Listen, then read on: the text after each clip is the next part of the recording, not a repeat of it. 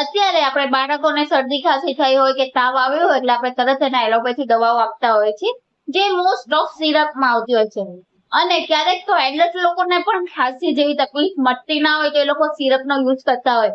પણ તમને શું ખબર છે કે આ સિરપ કઈ રીતે વાપરવાની આવે છે અને કેટલા ટાઈમ સુધી વાપરવાની આવે છે?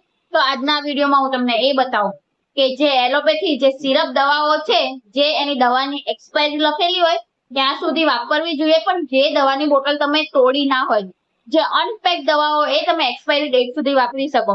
ને જે દવાની બોટલ તમે તોડી કાઢી છે એટલે મોટા ભાગની જે દવા આવે છે તમે 1 મહિનો સુધી વાપરી શકો છો.